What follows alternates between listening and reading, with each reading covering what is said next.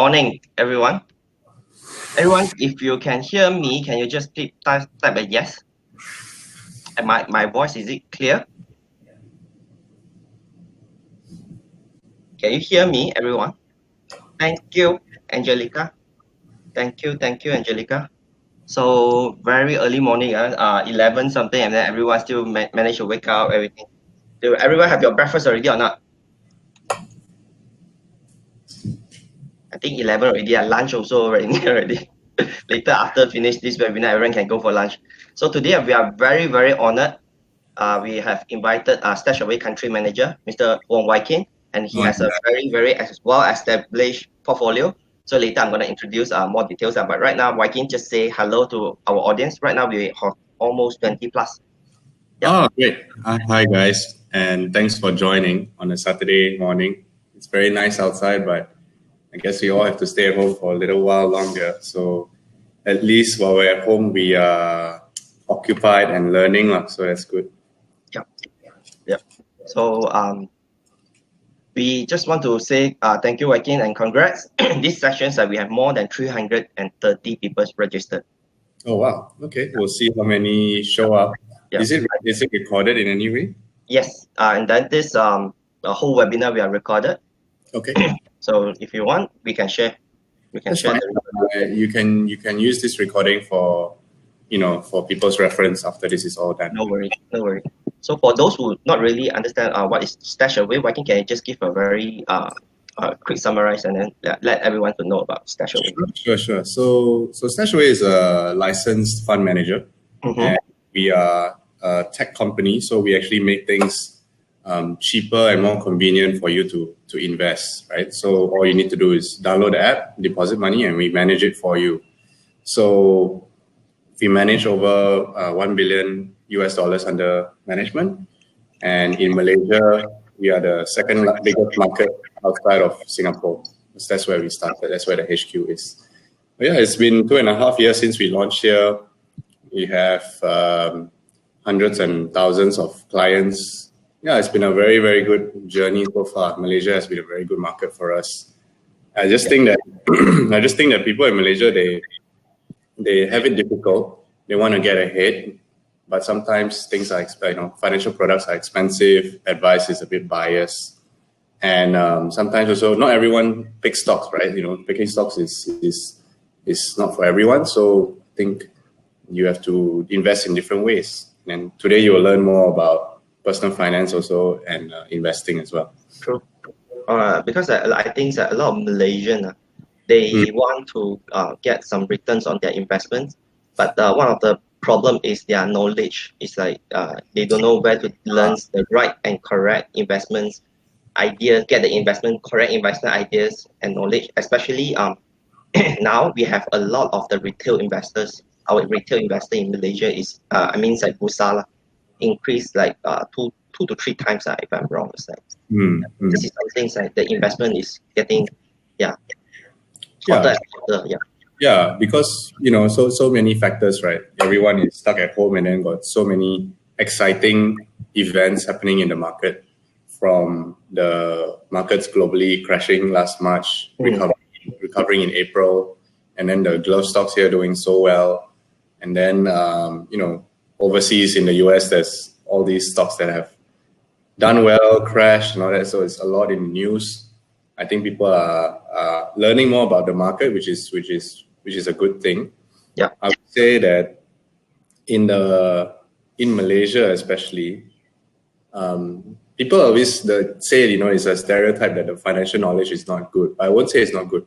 I would say it's uneven. Because there will be some people who are very savvy, some people who are not savvy at all, and then some people who think they know the correct things, but they learn the wrong things already. So they may not know enough, or they may know something that is already expired, like it's yesterday's knowledge. So I think I think you need to constantly update yourself. Like I like to, I do a lot of webinars, right? So sometimes before the thing starts, sometimes I like to ask how much you think FDs is worth these days. Some people say, 3%, 3.5%, whatever, right? And then it's like, hello, Since last year it's already OPR is already 1.75. 1.75. And then if you go Ringgit Plus and all to compare, it's already 1.8. Well, it's just like sometimes the basics also needs to be refreshed. Totally agree. People use ASB, right? And they think like, okay, sure, guarantee return. And yeah, you're almost assured that you will get a very good, a positive return. But last time it used to be 8, used to be 6. And now it's like 4.5 already. So, you can't use your old assumptions to continue investing. You need to refresh. Yes, totally agree. So so probably right now I think that we can just play a few. I'm going to play a few promotion video of Speed Home and also StashAway as Speed Home. So yeah, so just so you can mute yourself. Yeah.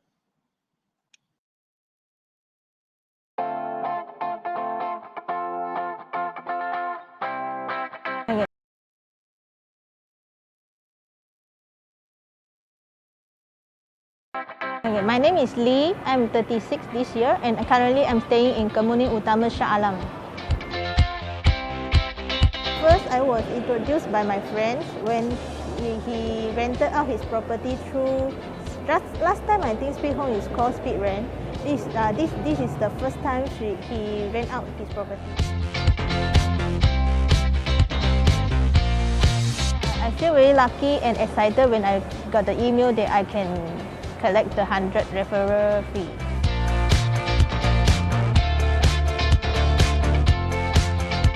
Yes, because they provide me a hassle-free actions which I do not need to care about to get the rental from the tenant if they delay it or anything.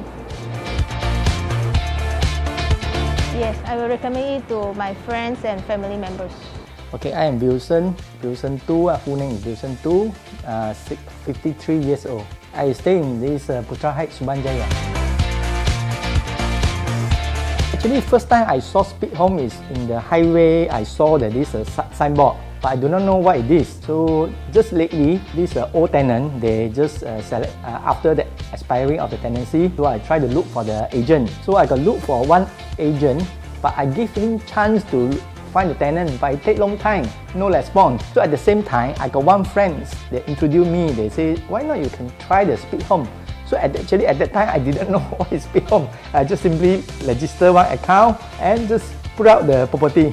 Even though that time, I also don't know what the Speed Home service are. I just put out the property. But I think within few days, I saw got response, sometimes message coming in, say got people is interested. So from there, I try to understand what is Speed Home. So from there only I know, oh, Speed Home is a platform to provide this kind of the service to find the tenant. I think Speed Home is a very good this kind of the service provider lah. Similarly, like last time, for example, we go to purchase a thing. Every time we go to the retail shop, and when have this platform can buy internet, a lot of things also become simple. So I think same thing with Speed Home. Like traditionally, every time we want to rent the house is to the agent. So Speed Home is similar like platform to provide this kind of service lah. So for me, I think Speed Home is very good service provider lah.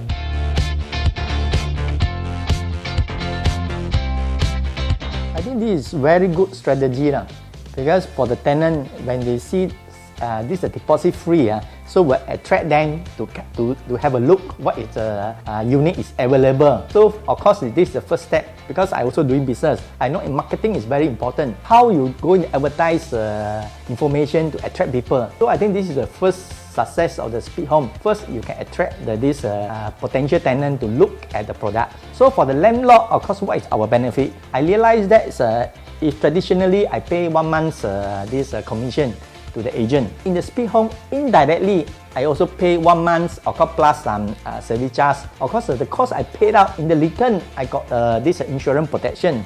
I think a lot of people maybe not realize what this insurance is. They were thinking maybe a life insurance or what kind of accident insurance. But actually, it's not. This is a protection to sometimes like guarantee I can able to collect my rental. And also sometimes like guarantee if one day the tenant run away, so I can claim the insurance. I think this is very good to the landlord also lah. Yes, actually I had recommended one friend already. She also have put up this property already. just lately she told me she also got a potential tenant interested on her property already. Also, I think within 3 weeks time only, she get this potential tenant already. I think now in the process of signing e-agreement already. Can I give one more review comment? I think besides just the advantage I mentioned, introduce people also can earn this commission of 100, even though it's a token. But I think it's good also. And people, if they follow my instruction or they take my advice to do this service, this kind of service, they also get 100. I think this is extra income also lah, both for me and also for this landlord also. It's good. Okay, so my name is Katrish and I am 25 years old and I am from Kajang.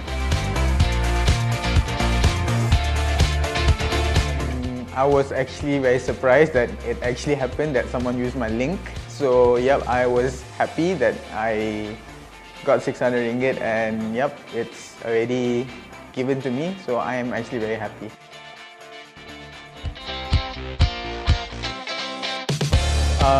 Yes, I am actually satisfied because zero deposit is actually going to help a lot of tenants, especially people like me, where I am very young and I want to rent a house. I'll try my best to rent a house without deposit because deposits are too much, and for a person like me, I just started working and it's going to be hard for me to actually fork out so much money for deposit. But Sweet Home has helped me in giving zero deposit, and yep, so I will surely choose Sweet Home over other rental platforms.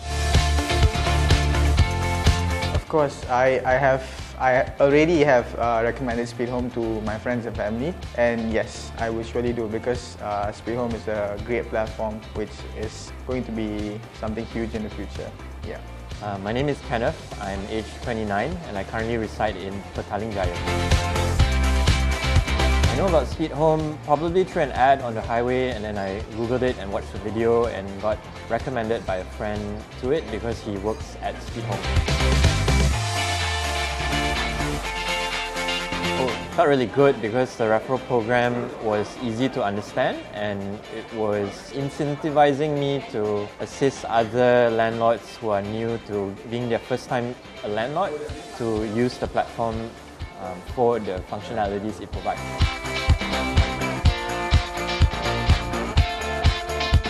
Yes, very satisfied. Peace of mind every night, and the tenants were great to assess and also communicate before and throughout the process of finding a tenant. Yes, I totally would because the platform is very easy to use and the support given by the staff is also very friendly, and they are available almost 24/7, and they also are able to support you throughout the process of onboarding a tenant and also the after support.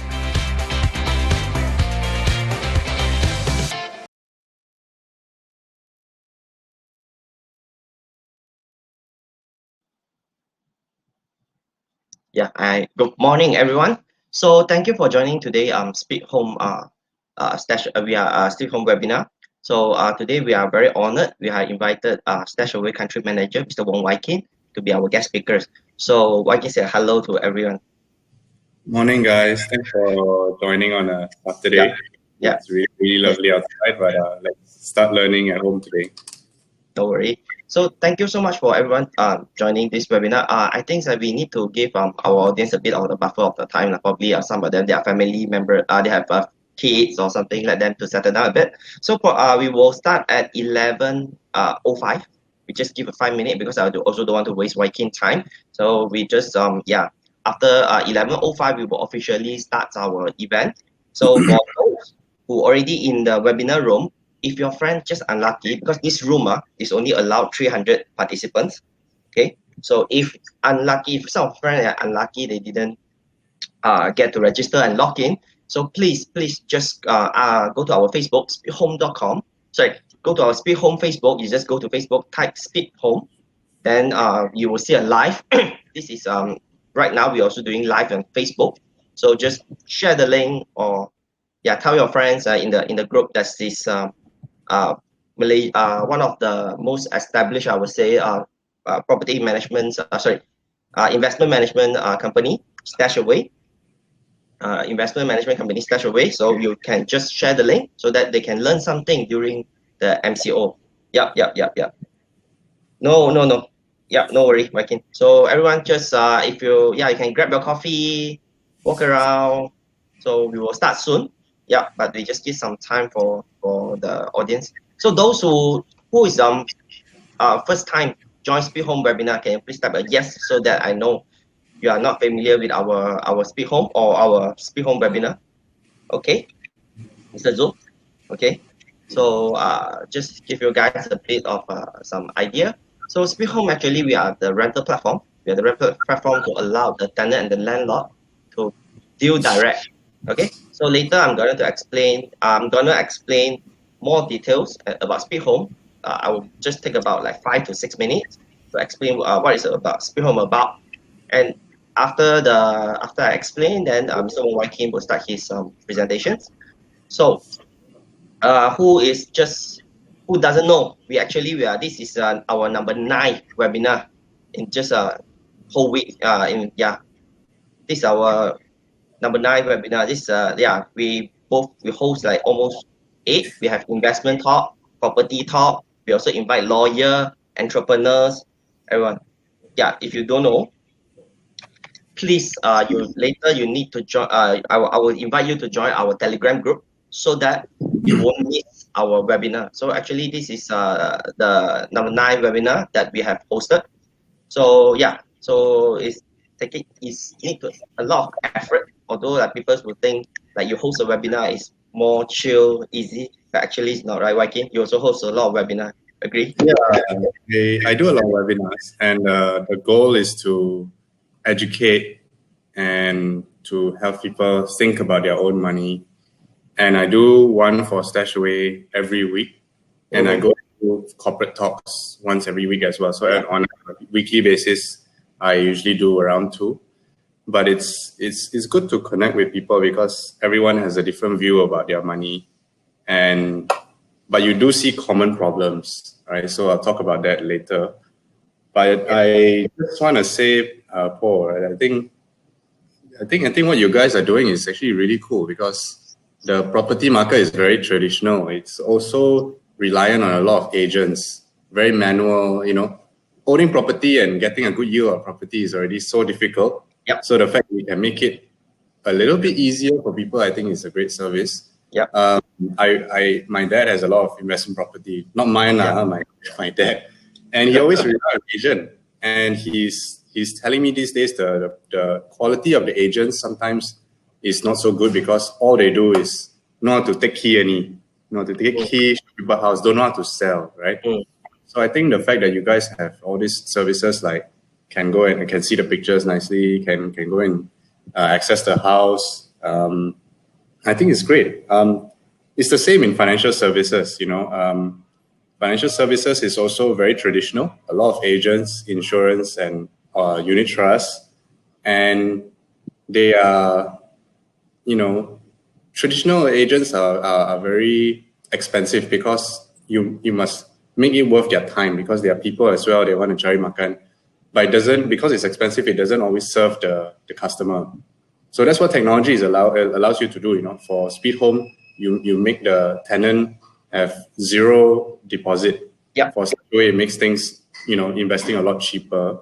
Yep. So I think tech actually can help people a little bit, and the fact that your users actually experiment and try, I think it shows that Malaysians are always looking for a little bit of an advantage. You're just not a testimonial. The guy who live in his house, yellow color background. He said, "I don't do this. I just try it." But it's good, the uncle. So I told you, technology is not about like young or only youngsters. You have the ability to learn new things. Even though it's like the uncle, right? He didn't know about us, but he just willing to give a try, and then he tests it out, and then the outcome is good. Just like StashAway. So a lot of people are probably a lot of audience they doesn't know about StashAway. Just like give me a very quick brief. So StashAway actually they are investment companies like who licensed have a Malaysian license. Then they are using a technology like to deploy their strategy, or they help the customers to manage their money. So later, Waikin probably yeah, he will also share. And then don't forget, please don't forget, later we're going to share a free gift. Okay, we will share a free gift. So please stay on this webinar. And also in the meanwhile, we will share the free gift on the FB also. If your friends, they doesn't know happen, they doesn't know about Speed Home, please, now you help us to share it out, share to the group, share to your friend, PM them, let them to know that is a very useful investment education talk. It's going to happen. So just share it out. Okay, so I also don't want to waste everyone's time. Now it's 11:05. So I think I will take about 8 minutes to do a very brief Speed Home. So those who already know Speed Home, you are our users, I would say thank you. So I also won't take a lot of time because I know everyone want to listen to Waikin, not me. So no worries.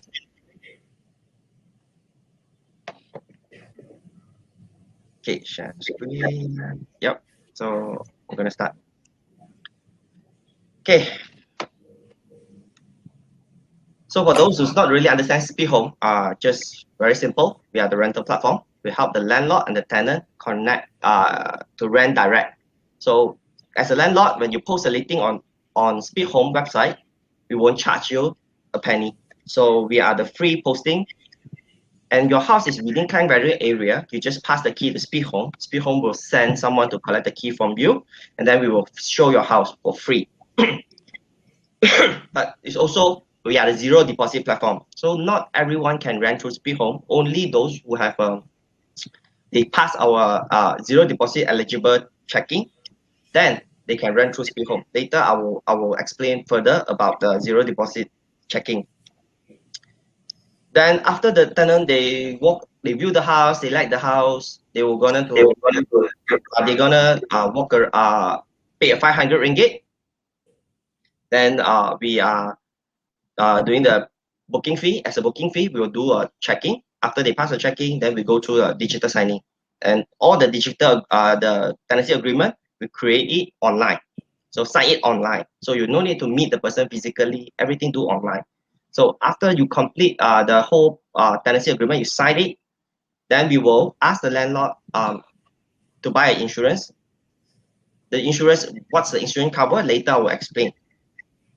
And also after the whole journey, the whole rental journey, and then what we do is that we will start to do the rental collections.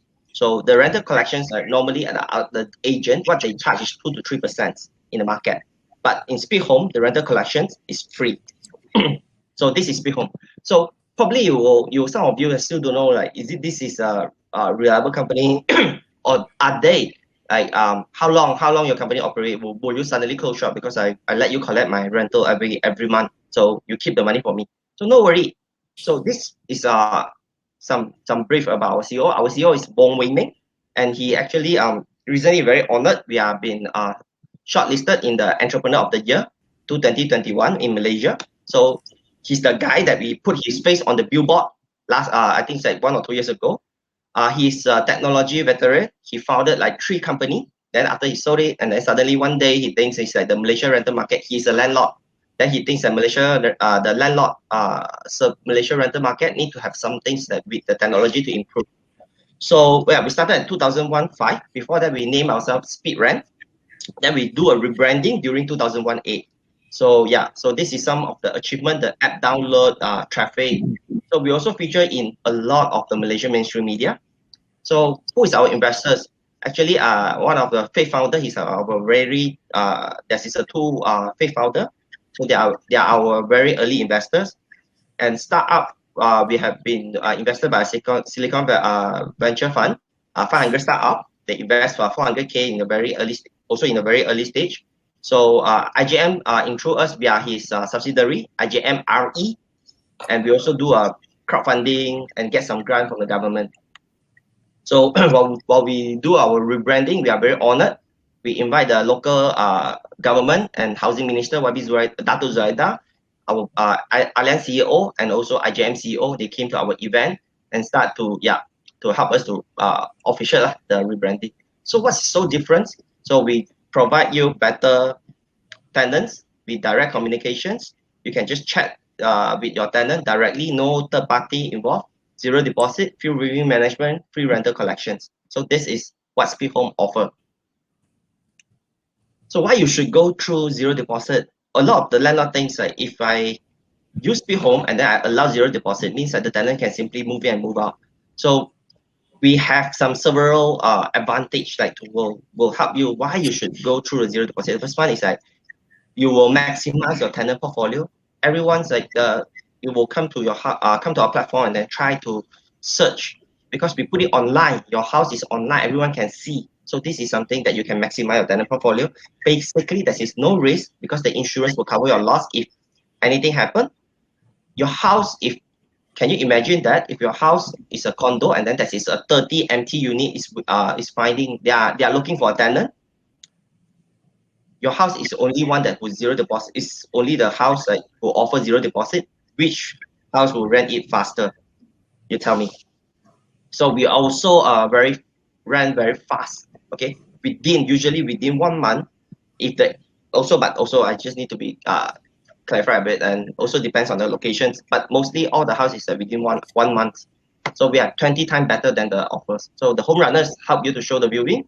So the tenant background check, now we're talking about the tenant background check. So if you are Malaysian, right, you need to provide IC copy and also tell us like where do you work. You need to give us an offer letter and the university. If you're a student, university offer letter. Provide us your 3 months bank statement and also the credit scoring. So actually this kind of process, we already screen it out most of the low quality tenant. If the foreigners, they need to pass us their visa copy and also their employment offer letter or their university offer letter and also a bank statement. So this kind of the credit scoring, using a credit scoring tools, check their financial statements, this kind of thing, will help us to provide the landlord good quality tenant. So this is a digital tenancy agreement. So today I'm not going to touch it. So we'll help you do a free rental collection within 3 working days. If the tenant bank in within 3 working days, we will transfer back to the landlord. So now we're talking about insurance. So we have 3 packages of insurance, but today I'm only like to explain to you. So we have 3 insurance: basics, extended, and extended plus. Basics package, what happens is like we will charge the landlord. When the landlord the tenant move in, the first month rental will go to Speed Home.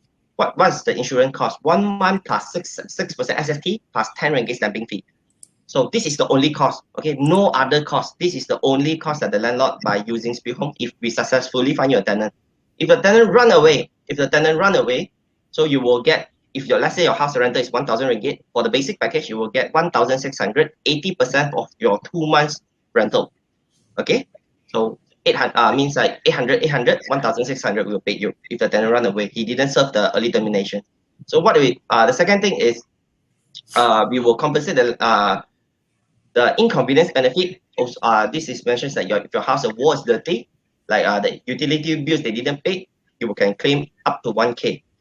And also, if your house is a fully furnished house, furniture, TV, your sofa, your bed frame, etc., etc., if the tenant damage it or steal it, we will compensate you another 24K. So this is a basic package.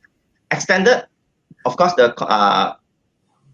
coverage, insurance coverage is higher, but today I want to highlight is the extended plus package. So the extended plus package, we offer some things that is no others company that offer in the market. So what we offer on time guarantee rental. So the extended package cost is 1.5 months. So what Speed Home offer is, if the tenants, like every month, the first day of the month, the tenant should pay you rent, right? So if the tenant pay the rental late, so what we are going to do is we will pay you first. We'll bank in the money exactly the date that the tenants they need to pay.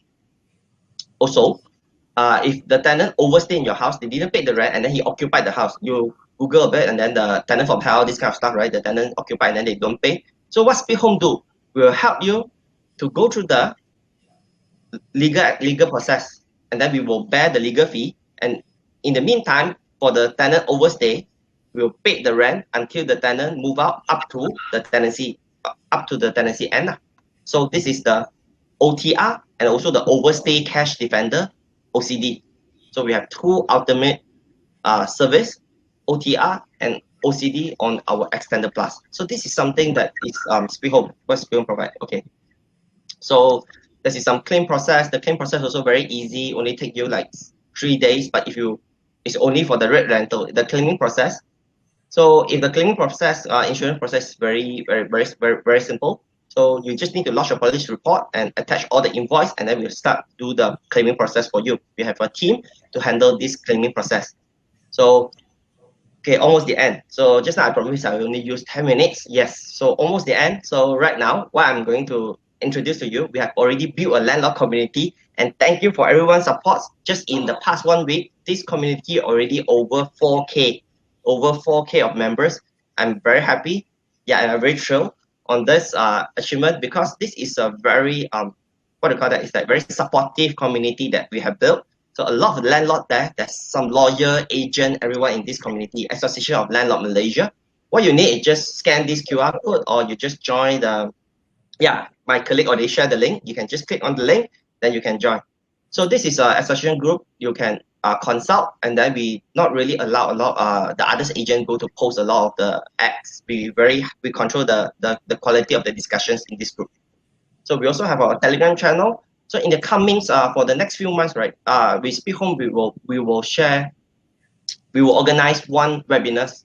Okay, we will organize every month. We have 2 to 3 different most of it is investment, property investment or share investment talk. So if you don't want to miss our event, please sign up our Telegram channel right now. So on and off, we will share some promotion at our Telegram channel, in our Telegram channel.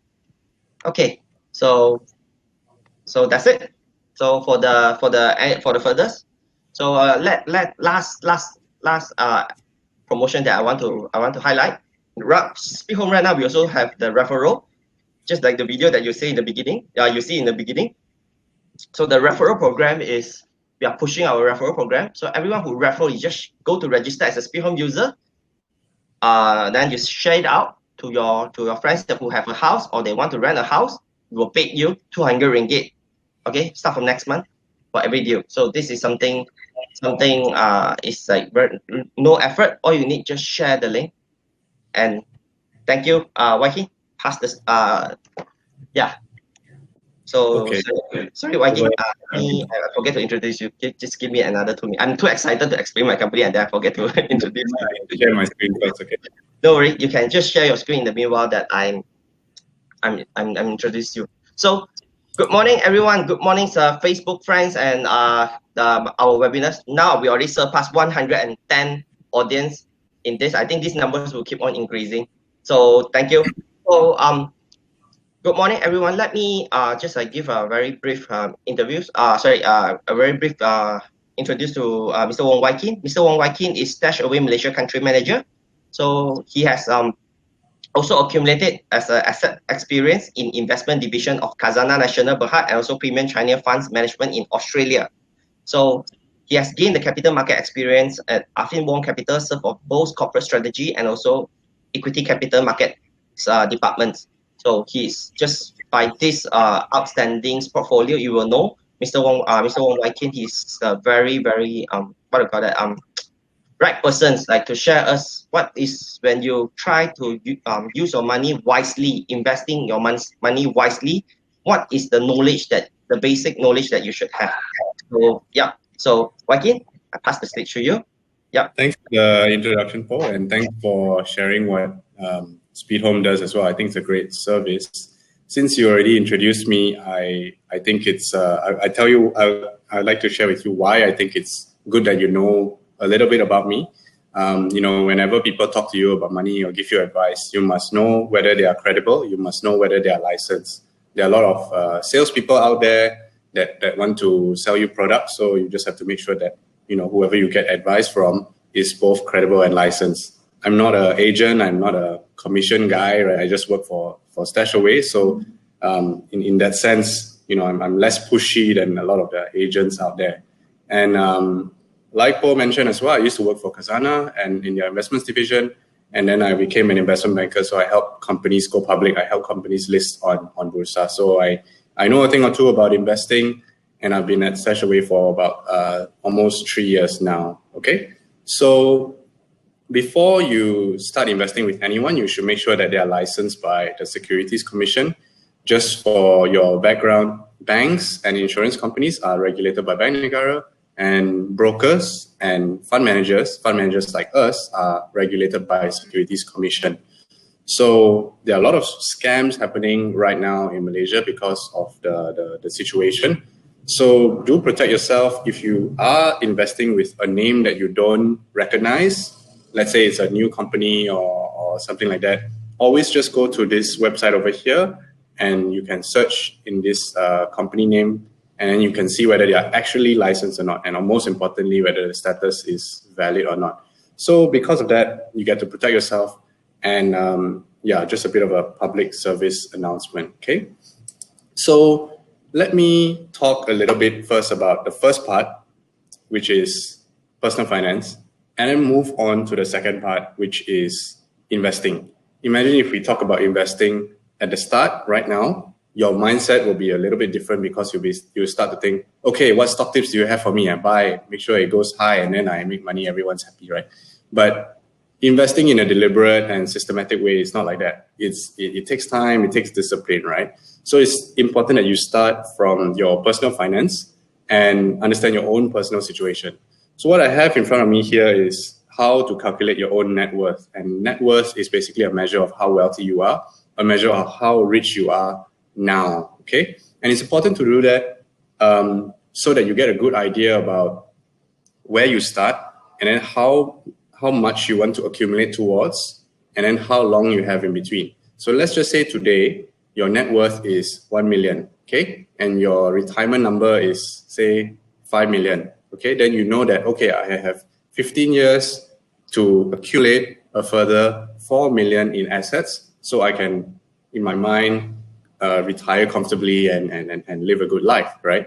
So the net asset calculation is not difficult. It's used a lot in all these like lists of richest people, lists of, in Forbes and Bloomberg and all that. They say, how do you know someone is most wealthy in Asia or whatever, right?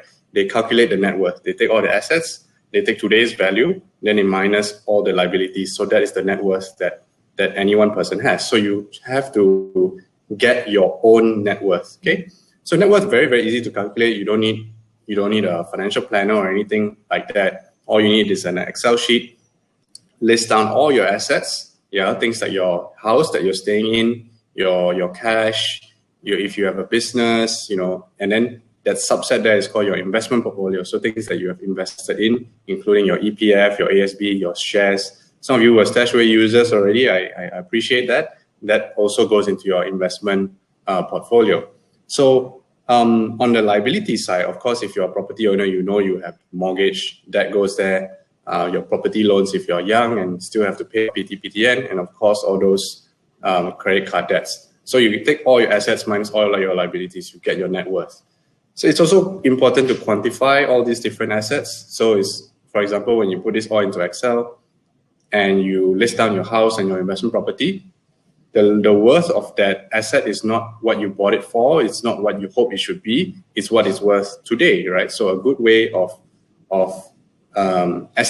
estimating how much your home is worth today, you can also go to Speed Home and just type in your property, or maybe close by your neighbors have recently sold property, you know how much, then you can update the value of your house. So even though you're not looking to sell, you know the value of your house. Okay, so then again, like I said, you take all your assets, minus all your liabilities, and basically you get your net worth. Okay, and then the second thing is basically your savings, right? We're talking about personal finance, so I'm sure you've been lectured time and time again about don't spend money, you must save money. We're all Malaysians, so every time we talk about money, it's about saving money, right? So I'm not going to talk about that. I'm going to talk about the fact that saving is good, but investing is better, and I'll tell you why. I'm not just saying to invest willy-nilly and take a lot of risks. You can invest in a very responsible way, okay? So first and foremost, how do you maximize your savings, right? You maximize your savings by making smart decisions every day, right? Whether it's buying less coffee, whether it's buying a car that's a little bit more under your budget, or even using maybe a service like Speed Home to find a property that the rental is a little bit cheaper, maybe because it's like 100 meters further away from the LRT, then you actually have to pay the rental a little bit less. So because of that, you actually get to save some money. But again, like I said, saving is good, but investing is better, right? So what do I mean by that? So if let's say you don't buy any coffee every day for 30 years, you won't get this 166,000 over here. You'll get like 49,000 or something like that, because you need to invest those savings. And I'm not saying you should invest in like something that gives you tons and tons of money. I'm only assuming 6% returns. Your EPF already gives you around 6% returns. So you're not like risking so much to actually stretch your savings, okay? So investing is the way of stretching out your savings as long as you invest in a responsible way. So key takeaway here, make smart decisions, maybe sacrifice a little, save a little bit with all your little and your little and large decisions, and whatever you save, you can also invest responsibly. Okay. Now that we've talked about your net worth, now that we've talked about your savings, we can talk about your investment goals, right? So it's important to have investment goals because everyone wants to retire comfortably, right? Everyone wants to be rich and wealthy, but not everyone has specific investment goals, and not everyone has not everyone has quantified how much those goals are.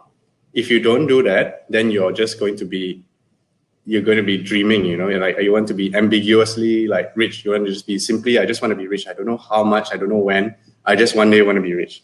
So that's not a way to deliberately and methodically build your wealth. That's just dreaming, right? And it's okay to dream. Just make sure you quantify your goals as well as prioritize your goals. So let's just say we take this as, for example, retirement. Every day we will retire, right? Everyone one day will retire. So if you think that it takes 1.8 million for you to retire, so you can draw an income of 6,000 a month for 25 years, then okay, how much do I have now for my retirement in my EPF and some of my investment savings? How long do I have? And how far am I away from it, right? That will dictate to you how much risk to take, how to invest, and all the rest. So it's important to do this because then you can invest for different goals in different ways, right? If you want to invest for a long-term goal, you can actually afford to take more risk because you have more time to reach that goal. So the market move up and down, you can always recover and then meet that goal. And if you have a short-term goal, let's say, okay, next 1 year, 2 years, I want to put a down payment on a new house. Then you actually don't have a lot of time, so you should actually play it a little safe so you don't lose that money in that 1-2 years and you don't lose your principal, right? Otherwise, if you do lose it, then you have to buy a smaller home. Don't want that. So it's important to identify your goals, quantify your goals, and then prioritize it, okay? So here's how you prioritize it, because obviously everyone has finite resource, everyone has finite cash. If you work for a living, right, you take a salary, you only have so much. If you work on commission, some months you have some months you have nothing. So everything is finite, right? Especially your income. So you must prioritize your goals because you are likely to not have enough to spend or invest in everything you want in life. That's very normal. So how do you do, right? You pay yourself first. Pay yourself first means that you don't simply spend on things and then at the end of the month you feel like very poor, right? Pay yourself first means now that your employer has paid you, you must settle your debts first, put aside some money for your safety net, and then put some money aside for your retirement on top of your EPF. And then maybe you have some other investment goals, whatever is remaining, you can enjoy. So you are living within your means. It's much more responsible. Okay. So a note I want to make about the safety net part is that everyone should have one. How much it is depends on your personal situation. If you're young, maybe 6 months salary is a good benchmark. If you are someone with a family already, maybe a couple of kids, then 1 year's worth of salary is probably a good amount.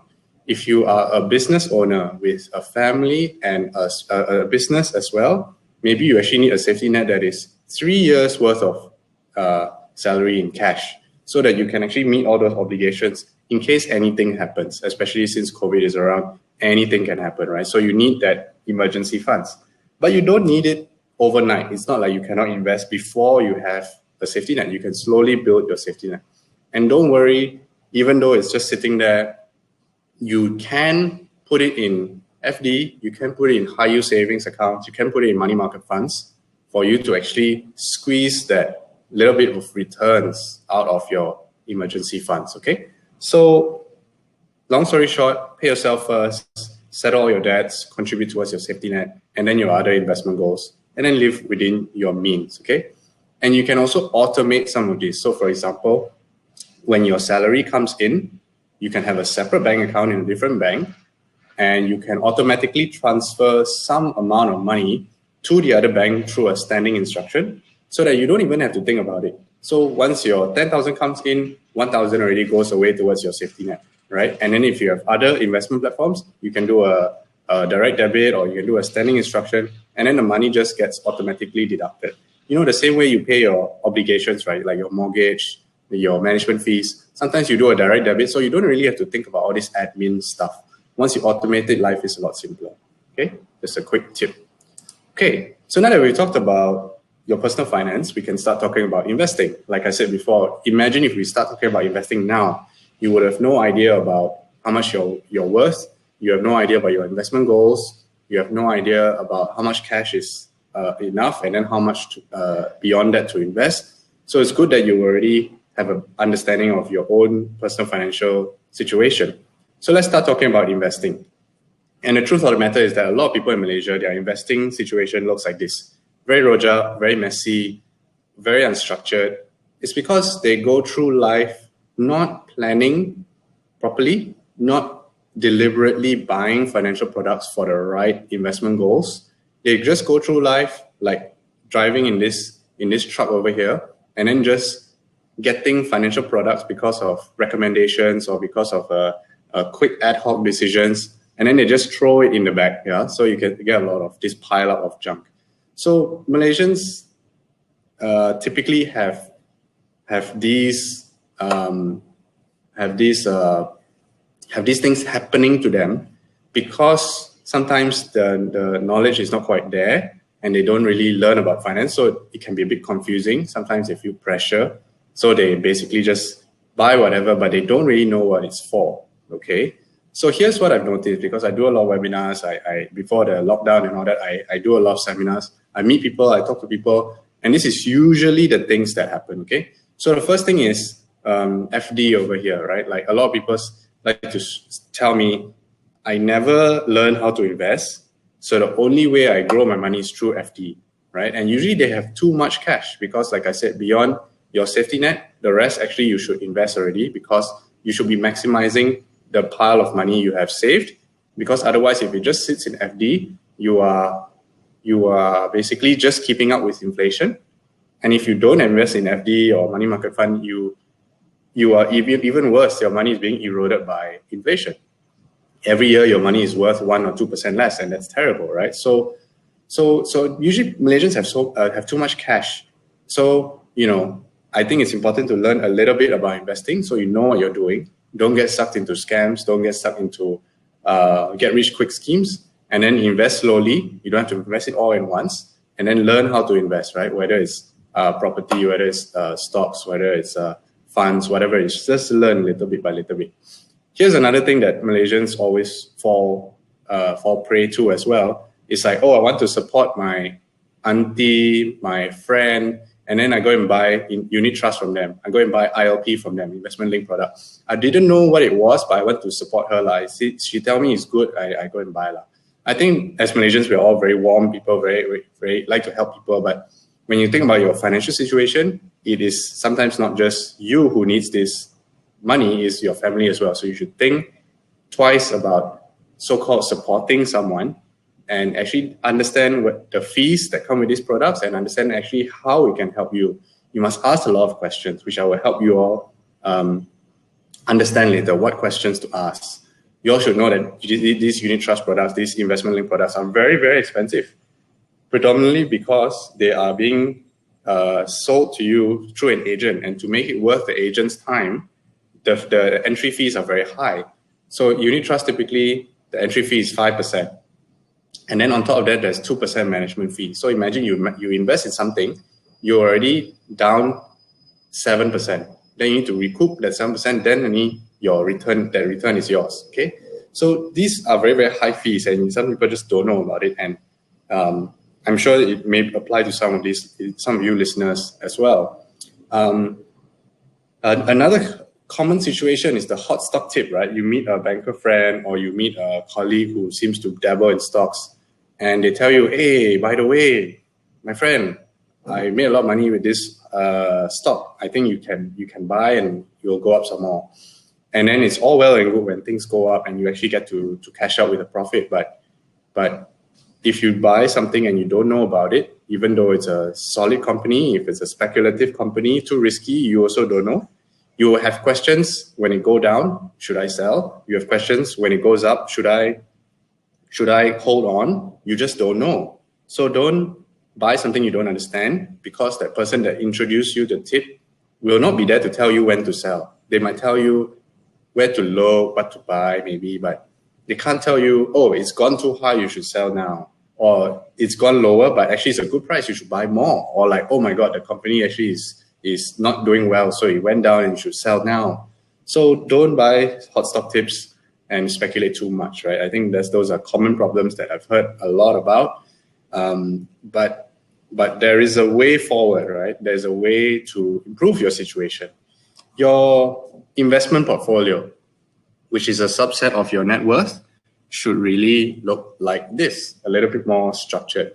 So whatever it is, whatever financial products you buy should give you exposure to 5 different asset classes. So that's stocks, bonds, property, commodities, and cash. So basically it's just 5 things. Whatever you invest is down to these 5 things.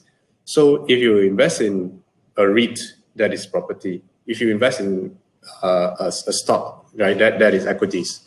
If you invest in a fund, the fund might be an equity fund, it might be a bond fund. So you must know what is in your financial product that you bought.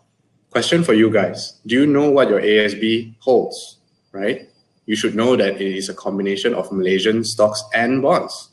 It's not just, oh, government will take care of me, right? You should know. You should know what is in your ASB. Look up the statements. Ask the bank, the branch people, and go online, do some research. Don't just take it for granted. Why some years 6%? Why some years 4%? Whenever there's news about ASB and PNB, read about it, right? Be responsible with your own money. Don't let them just manage your money and you think that is your privilege to just earn this money. You must have control, because you should know why is 4% one year, why is 5% another year. Even more so if you take ASB financing. Don't just simply like, oh, bankers say can give financing. Okay lah, I cover, it's okay. You must know a little bit about what you have invested in. How many of you know what EPF is invested in, right? EPF puts out a lot of media releases. It also puts out its annual report. So you get to find out actually that EPF invests your money 55% in equities, 45% in bonds, and 70% of it is invested in Malaysia, 30% is invested overseas. So you must understand what you're investing in. Ultimately, it comes down to 5 different things, right? Stocks, bonds, property, cash, and commodities. And commodities can be like gold and oil and all that. Okay, so like I said, there's 5 different asset classes, and I'm sure some of you here know a little bit about real estate. I talk about hours about it. I'm sure some of you know a little bit about stocks. You know, you do hold some stocks as well. So I want to spend some time talking about bonds and also gold. And if you have questions about any of this and you want my point of view, we can do it in the Q&A after this. So bonds are really underappreciated because people don't usually know how to get bonds, right? To buy one bond is very, very expensive. You need hundreds of thousands, if not millions, to just buy one bond. So a very quick way to buy bond is just get a bond fund. There are a lot of unit trust companies out there. You can just go and get a bond fund. They're usually cheaper because their returns are a bit less and the risk is a lot less as well. So it can give you a good 4-5% return. And gold is also very underrated because typically it's a very boring asset. But if there is anything wrong with global markets, there's a lot of uncertainty, gold tends to appreciate quite a lot. In the last 2 years, gold has gone up around 20% per annum, which is a lot more than it usually goes up. Usually gold only goes up like 4% a year. So I think gold is something that you all should have. And how you can get gold, I much prefer you guys, if you already trade stocks, you get a gold ETF. But if you want to buy physical, that's fine as well. Just know that physical gold bought by the banks is higher cost because they have that buy and sell spread that when you go to the Pengeruk Wang Malaysian, you buy USD is one price, you sell USD is one price. So they've got spread. So that's very expensive. So even if you just want to buy gold, you just open a stockbroking trading account and then you just get a gold ETF, which tracks the price of gold and is backed by gold as well. So it's an easy way to get exposure to those things. And you combine bonds and this gold and some of your stocks that you bought, maybe you bought a unit trust, and then you have your investment property and maybe some REITs, then you will get a very diversified portfolio, okay?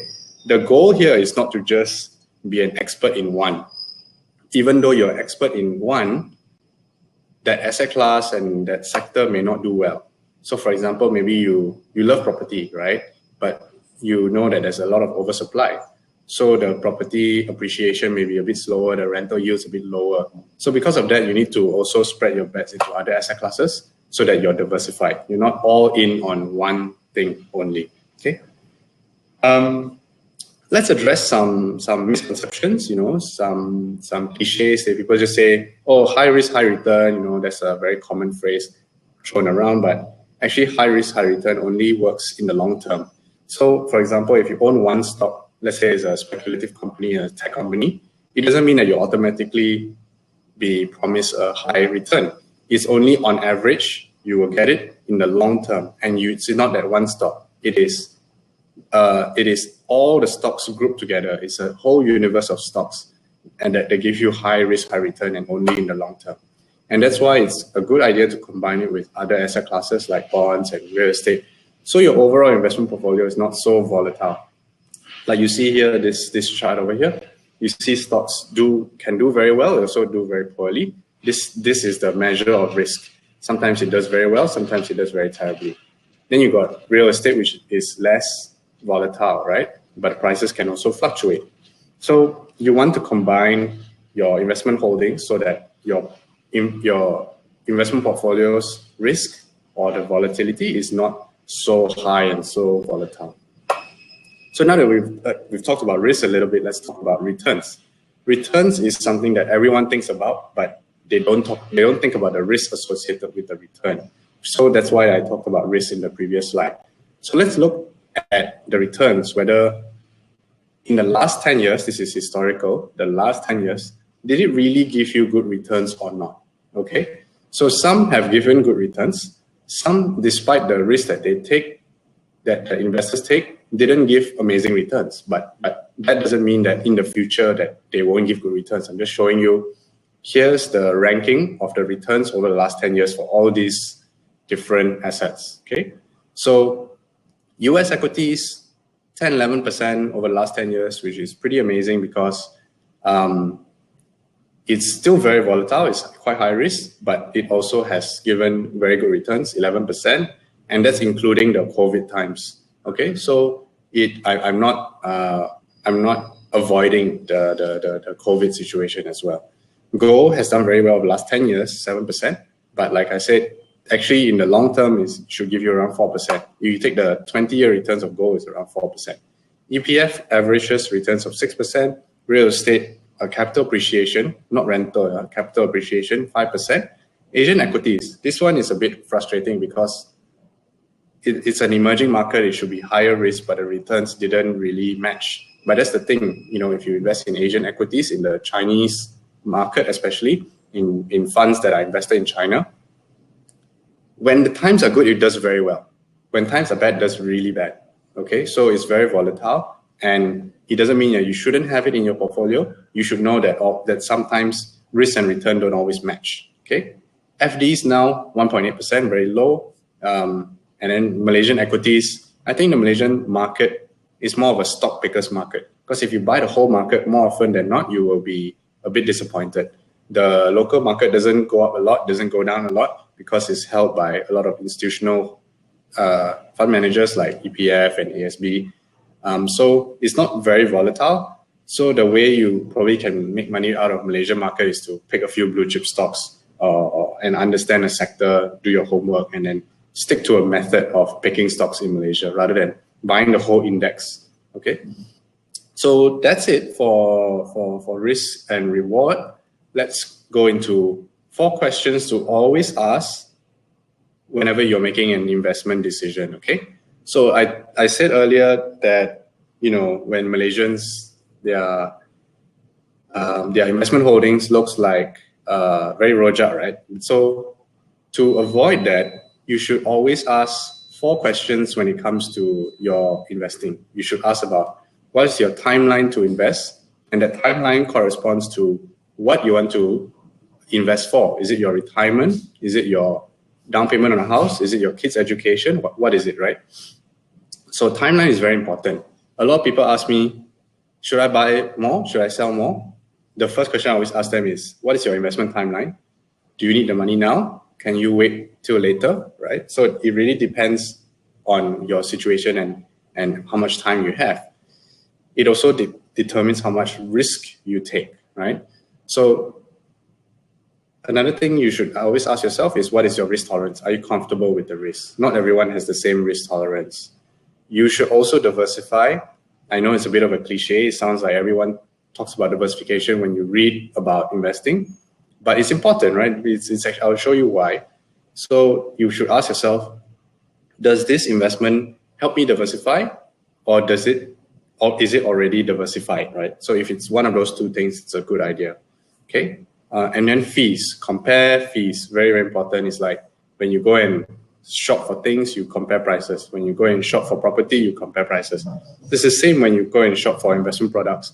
All things the same, you always pick the thing that is cheaper because you get a higher net return at the end of the day. And the net return is what you take home, right? So it doesn't matter what the gross return is, because those fund managers will take their fees. So after fees, what is your return? Okay, so do your homework. Okay, so timeline is super important because it dictates how much risk you can take.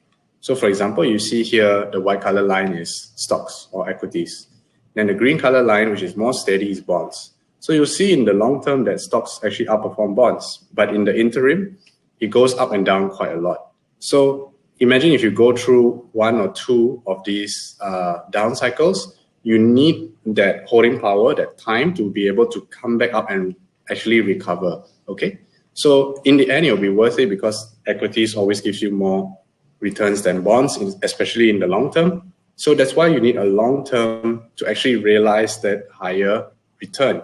So if you want to retire in 20 years, you can actually afford to hold more stocks because it doesn't matter whether it goes up and down in the interim, you don't need the money right now. You can actually have your portfolio recover even though it goes down. So that's why timeline matters. If you have a short term, let's say, in 2 years, you want to put a down payment on a house, you cannot just simply like, oh, I want to put it in equities, I want to earn so much so I can buy a bigger house, right? You shouldn't do that because you can also risk losing your principal, and then you have to compromise on your goal. You will have to, let's say, buy a smaller house or rent a smaller home, right? So that really is not ideal. So in the short period of time, you shouldn't take so much risk. You should invest in something safer like bonds.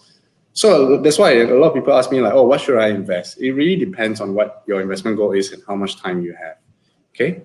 Risk tolerance, also very important. There are a lot of stereotypes out there like, oh, young people more risk-taking, old people more conservative, women are more conservative, men are more risk-taking. A lot of stereotypes out there, but you should just follow your own personal preference. And I bet that you will have heard from a lot of people in your life like, hey, I made money on this, I made money on Bitcoin, or I made money on that stock. And then you feel very FOMO, you also want to invest. But are you comfortable with the risk, right? So if you don't know whether you're comfortable with that particular risk, don't invest too much, just invest a little bit and feel the emotion of investing. Is it are you too anxious? Are you too rimas, right? Are you you cannot sleep at night. You're always thinking about it, whether it's up or down, whether you feel like selling. So if you know you're very emotional about it, either don't buy too much or don't buy at all, because that riskiness is not good for your health, and it also makes you a bad investor because you'll make bad decisions.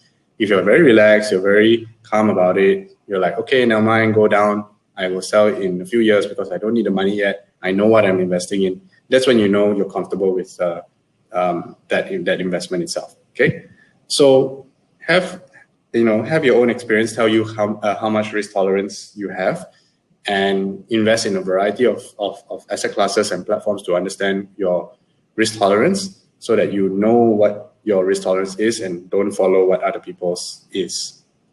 Okay, diversification is very, very important because, like the saying goes, don't put all your eggs in one basket. Here I have an example of two commodities last year which did very terribly.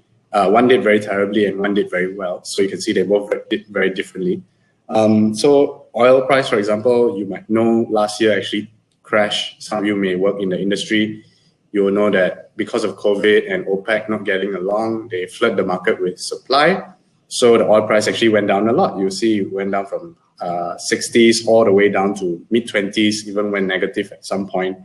And then it's kind of recovered to the 40s and 50s. So you're still down, and at one point, if you panic and sell at $20, then you would have lost, 66%. And that's terrible, right? On the other hand, if you earn gold last 2 years, you'll be very happy. You've done 20% in those years. So not everyone goes out there and invest to lose money, but you don't know what's going to go up and you don't know what's going to go down. So you might as well spread out your investments, so that in case one goes down, you are supported by another one which is positive. And overall, hopefully your portfolio is either a little bit down or flat or a little bit up, right? You don't want it to be like so down that you don't want to invest anymore, you've lost all your money. Okay, so just a bit of data. I wanted to show you this because I don't want you to just accept the fact that I told you that diversification is good. You should look at the stats as well. So you see in the black line on the left side, you'll see that diversified portfolios actually fall less during tough times. The fact that it falls less means you can actually recover faster. So you move on to the right-hand side graph. So you can see it recovers faster. And the black portfolio, which is diversified, does better than concentrated portfolios, which means not diversified, right? Concentrated or individual asset class. So you'll see that over time, diversified portfolios do well simply because they don't go down as much. You can see here on the right-hand side, a lot of flat lines. When it does go down, it's less than the gray lines. So diversified portfolios are very good because they lose less money in tough times, and because of that, they get to recover faster. And when it recovers faster, you get to compound your gains, and then you perform better compared to other concentrated portfolios. Okay, so that's important to know why a lot of investment professionals say that diversification is very, very important. Don't think that it is something that people who don't know what they're doing, that is something that only people who don't know what they're doing do, right? It's important that you know that this is actually a very sophisticated method of investing, and it's something that you should also do. Okay, so fees matter a lot. They matter a great deal because when you pay for fees, you are actually not getting as high a return as you could have. So for example, if you invest in something that gives you a return of 10%, and then after sales charge 5%, after management fees 2%, you're only getting 3%. So like the return is not up to the risk that you took, because FD is already 1.8, and then you invest in this equity fund of which is quite risky, but only give you 3%. So it's not worth the risk. And the net return is the thing that's most important. It's not the gross return. Gross return is just what the investment has given you, but what the investment platform takes as fees will erode your gains. So whether it's unit trust or whether it's a property, whether it is stockbroking, you must compare the fees. So for example, if you buy stocks online, try and look for the brokers which are digital. Try and look for brokers that charge you very low fees, either like less than 0.2% or give you a flat fee. So a flat fee is like so $10 for every trade. So that's good because no matter how much you trade, 100,000 or 1,000, you only pay $10. So you know that if you invest a lot of money, you actually get to save on your transaction fees. Okay, so especially when you buy things that are quite expensive, like or complicated, like insurance, always try and ask them, the agents especially, how much are your fees? What are the fees? Are there any hidden charges? Why did this happen? Why did that happen? Always ask about the fees until you feel like they have explained everything.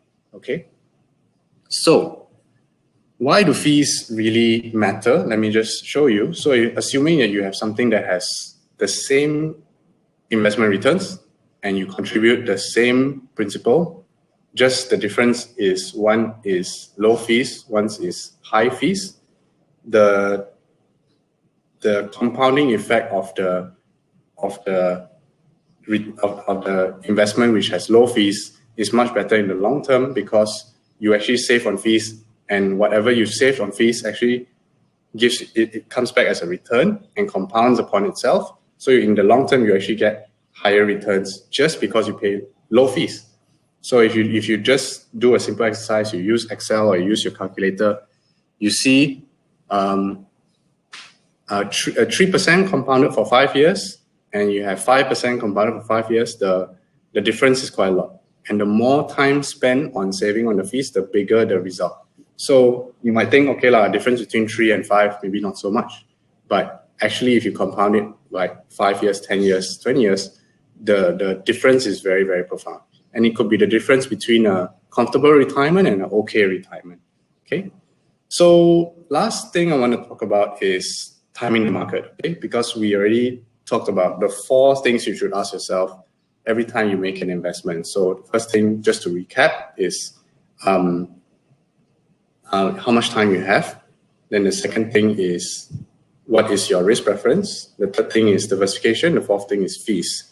So now you're like, okay, I'm convinced. I will invest now.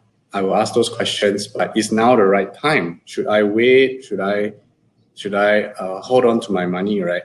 So let me just tell you that investing is inherently risky, but you must accept the risk because you should know that the risk is not all or nothing. It's not like FD zero risk, and then if you invest in, let's say, equities, it's like 100% risk. That's not the case. It's a gradual thing. So first you invest in FDs, is no risk. You invest in bonds, is a little bit of risk. You invest in some combination of bonds and equities, is balance. If you invest in all equities, then it's risky. Okay, so it's not like all or nothing. And if you look at this chart over here, the S&P 500, you can see that over the last 10 years, it is very volatile. Okay, this is the US stock market. You can see a lot of V-shape, a lot of W-shape, and it's very volatile. But the black line is still going up. So as long as you give it time, it's actually not that risky because you can use time as your friend to reduce the risk. And then another way to reduce the risk is that you don't have to wait until like, oh, I want to wait until the market fall until here, then only I start investing.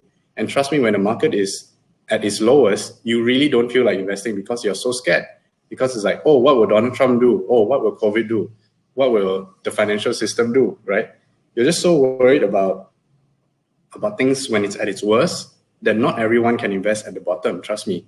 A lot of investors get it wrong, right? They try and like time it so perfectly, like I tepat like, oh, I got in at the bottom, you know? So and then I sell at the top. That is very, very, very difficult to do, almost impossible to do. So all I can say is that to reduce your risk, what you can do is, besides holding on for long, you can also dollar cost average. And dollar cost average just means investing every month gradually, rain or shine, whatever the market looks like, just invest. Because as long as you hold on for a long time, you will see that the stock market does go up. You're not picking individual stocks, so you're not particularly concerned with the well-being of the company or not, because you're buying the whole market. So you just have to dollar cost average. As long as you have faith in the overall market, the world's not going to end, you can just continuously invest, right? So, and timing is very, very risky as well. Trying to go in at exactly the right time is very risky because you could get it wrong. And if you could get it wrong, you're basically foregoing a lot of gains. So let's just do this exercise. Let's say you put 10,000 in the S&P between 1995 to 2014. I choose this 20-year period because it's a good enough long-term period to look at the stock market. And also in these 20 years, there's two financial crises, one in 01, the tech bubble, and one in 2008, the global financial crisis. And basically, I'm not picking the time period where the stock market only goes up, right? So in the 20-year period, there's some ups and downs. So if you put 10,000 and you don't touch it, at the end of 20 years, you get 65,000, 9.8% compounded every year. But if you miss the top 10 best days, you actually get only 32,000, half, and only at a 6% annual return.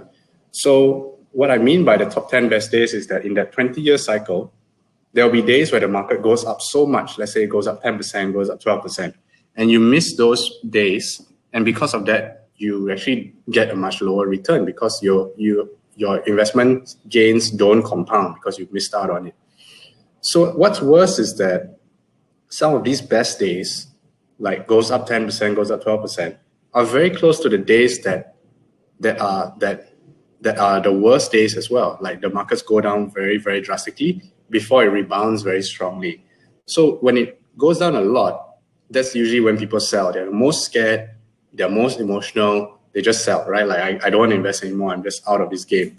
So because of that, a lot of people sell, right? Or a lot of people stay on the sidelines and don't invest. So a lot of the best days are close to the very worst days. Let's go back to this graph over here. You see this chart here, there's a lot of V shapes, a lot of W shapes. There's not a lot of like U shapes, not a lot of L shapes, right? So because of that, you'll see that the good days are very close to the bad days. And if you miss out the good days, it will actually be very bad for your portfolio because if you're in a loss position, you could have recovered, but you already went out. And if let's say you are already making a small positive and a big positive compounded is very different. You know what I mean? So it's important that you just stay invested and try and have discipline because that is the difficult thing about long-term investing. It seems very easy, right? Okay, just put your money there, don't StashAway for a few years. But that's very difficult to do because we are emotional beings. We always feel like there's a better opportunity elsewhere, or I don't want to lose the money that I've invested, or I don't want to forego the gains that I've made. So that's why it's very hard to hold on. Okay, so yeah, before we go into questions, I'd like to talk about StashAway just a little bit, just so that you guys, if you choose to use our platform, you have an idea. And then for those of you who already use it, maybe it's a good update for you guys. So we started in 2016 in Singapore, and then we moved to Malaysia in 2018. And recently we reached a very important milestone where we managed more than $1 billion US dollars of people's money. So we think that we are on the way to succeeding, and a lot of people trust us with their wealth. And we are licensed by the Securities Malaysia here, and in Singapore we're licensed by the Monetary Authority of Singapore. Because of that, we operate at a very high compliance level. A lot of the setup that we use is the same as the traditional industry, but we enhance it with technology. So the fees that you have to pay is much less. We only manage your money for 0.8% per annum. So that is like if you invest 1,000, that is only 8 ringgit throughout the year, not every month. You don't have to fork out a lot of money. You can start with whatever amount you like, and you can make withdrawals and get your money back in 3 or 4 days. What we do is we sell your securities in the US and we bring it back to Malaysia. So it does take a few days, but only 3-4 days. Okay, so with some advanced planning, it's actually very liquid. And this is how the app looks like. You can download the app for free just to poke around. It's very simple. You can download, onboard within 15 to 20 minutes, deposit your money, and then when it's invested, you can track your investment gains. And then the last thing is you can sell your investments and get your money back, all without filling in any forms, meeting an agent, and all that fuss. So it's a very, very simple thing. And we offer 12 different portfolios. I'm going to show you some over here. I'm going to show you 6 of them. You can go to this QR code, or you can go to our website to see the full thing. But basically, in our company's history, through very volatile markets, including last year, our funds have returned 3.5% to 17% per annum. So the lowest risk portfolio has returned 3.5%. The highest risk portfolio has returned 17% per annum, and then everything else in between. You can pick one portfolio, or you can pick as many as you want. Like I said before, different investment goals have different needs. Okay, so you just check out our returns. It's pretty good. And last year, the best portfolio did 22%. The most conservative portfolio did 4%. So even in tough years, so we can give you decent returns. Okay, so on the side, there's also a cash management product. This cash management product is like your high yield savings account or like your FD, but better. There's no lock-ins and no terms and conditions. So whatever you invest in this cash management called StashAway Simple, you will just get 2.4%, and this has no terms and conditions. Basically, no need fresh funds, no need buy debit card, credit card, buy this insurance policy, all that. Just invest, and then you get 2.4%. And yeah, there's no lockups as well, so it's not like FD, no 6 months, 12 months lock-in. You can just take your money out. It takes about 2 days to return your money. Okay. For those of you who want to find out more, you can always go to our website. This thing is basically what's called a money market fund. If you heard me say it before, if you Google it and you find out what a money market fund is, this is what it is. Okay. So for those of you who have stayed for the whole presentation, here's your reward. For those of you who want to start using StashAway, here's your reward. So just go to this mini URL here, and we will charge you only half of the fees for 6 months. So let's just say, you invest $1,000, and then normally the fees is 0.8%. We only charge you 0.4%. So it's half off. So this applies to existing customers as well. If you already use StashAway, you can always just go into the app, click on the WhatsApp button. It's the weekend, so I don't know if the WhatsApp button is on or not, but you can email us, or you can contact us anytime, and just say, please insert the Speed Home promo for the existing users, and we will put it in for you. For new users, all you have to do is click on the link and sign up, and then you will already have you will already get to enjoy. Okay. Yeah, I just checked my app. It is the weekend, so our WhatsApp button is not there, but you can just email us at support@stashaway.com and basically say, please insert the Speed Home promo code, and then we'll do it for you. Okay. So, yeah, we've come to the end, and let's answer some Q&A. No worry. I think Joaquin, we can keep the promo code, that page here, so that while we're doing our Q&A, people will still get to see. So I just look at the audience numbers. They didn't drop. We have like 150 audience that just keep on the whole entire webinars, because your talk is very, how did I say, it's like very attractive, and everyone, no one left. It's good. That's good. Get to retain. It's good. I'm happy. So sure, everyone. Everyone, please put up your questions. Actually, we have a few questions already, lah. So everyone, just don't non-stop, because Joaquin here, please ask as many questions as you want, because not every time we have these opportunities, right? We get a licensed, have a very good portfolio on the investments career. So please just grab this chance. Everyone, ask as many questions as you can, right? So the first questions are, Joaquin. So what is the offer 30 units also? Okay, this one is a Speed Home question. Sorry, I'm gonna to skip a bit because later I can answer. So I already have an account in StashAway. Can I yes, you can already answer. So how will be the nice percentage for invest? Oh, I get. Okay, so that is a question that you need to that I need to explain a little bit, right? So it's there's no such thing as just good and bad, right? Because it sounds like a simple question, but sometimes it relates to a few things. So the first thing is, how much risk are you really taking? If you're investing in something very risky, like you can see the price go up and down a lot, if you just get like 5% return, that might not be enough. But if you get a 30% return, then that's good, right? So I can't say that that's like good or not. So let's say you're not taking any risk, then your FD return 1.8 or 2% already very good. So property as well, if let's say you sold your property for 10% gain, but your neighbor at the same time sold for 15% gain, then you're like, oh, I have some money on the table. So it really depends on that. Risk and return come hand in hand. You shouldn't think like, oh, positive means good, negative means bad, right? So sometimes investments do go negative as well, but sometimes that's normal because you need time to realize that investment into becoming positive.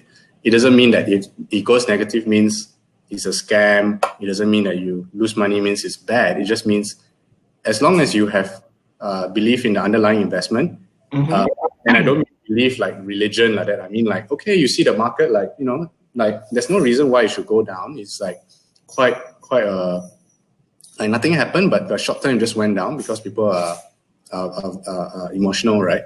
Then it's okay that it went down a little bit, right? So you should be patient, and then in the long term, you make money. Then hopefully you'll be decent.